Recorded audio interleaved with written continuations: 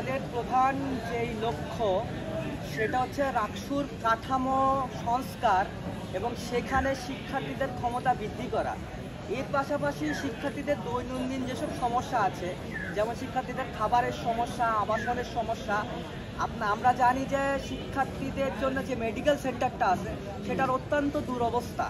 এছাড়া ইদানিং হচ্ছে যে শিক্ষার্থীদের মধ্যে মানসিক বিভিন্ন সমস্যা দেখা দিচ্ছে। সেই জায়গা থেকে আসলে আমাদের মানসিক স্বাস্থ্যকেন্দ্রটা কিন্তু আসলে সেইভাবে শিক্ষার্থীদেরকে সেবা দিতে পারতেছে না। সেই জায়গা থেকে সেটা কিভাবে সংস্কার করা যায় এবং হচ্ছে যে কিছু বিভাগ আছে যেসব বিভাগে আসলে শিক্ষার্থীদের জন্য কিছু হচ্ছে যে মানে শিক্ষা উপকরণ লাগে, যেমন চারুকলা, নাট্যকলা। এইসব বিভাগের শিক্ষা উপকরণগুলোর খরচ কিন্তু শিক্ষার্থীদেরকে বহন করতে হয়।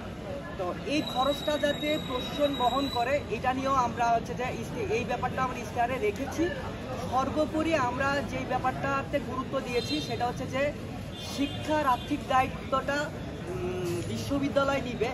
এখানে শিক্ষার্থীদের জন্য সকল রকমের সুবিধা প্রণয়ন করা হবে, যেটা আসলে শিক্ষার্থীদের জন্য বিকাশের জন্য গুরুত্বপূর্ণ।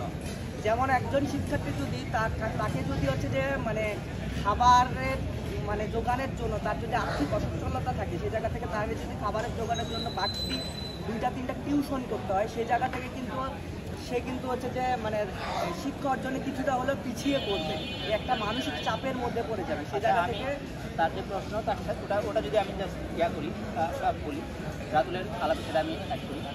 আমাদের বিশ্ববিদ্যালয়ের পাবলিক বিশ্ববিদ্যালয়গুলোর যেই পরিমাণ বাজেট আছে, ওই বাজেটগুলো যদি একেবারে দুর্নীতিমুক্ত থেকে একেবারে এক্সপার্ট অপিনিয়ন নিয়ে বিষয়ের জন্য স্টেক হোল্ডার সবার সাথে আলোচনা করে যদি ওই বাজেটটা ঠিকমতো বন্টন করা হয়, আমার মনে হয় বা আমাদের মনে হয় যে শিক্ষার্থীদের যে ধরনের সমস্যা এই মুহূর্তে বিশ্ববিদ্যালয়ে আছে, খাবার নিয়ে সমস্যা, আবাসন নিয়ে সমস্যা, পরিবহন নিয়ে সমস্যা, এই ধরনের যেটা অবজেক্টিভ সমস্যা, এই সব সমস্যাই বিশ্ববিদ্যালয়ের যে বিদ্যমান বাজেট সেই বাজেটে সমাধান করা সম্ভব বলে আমরা মনে করি।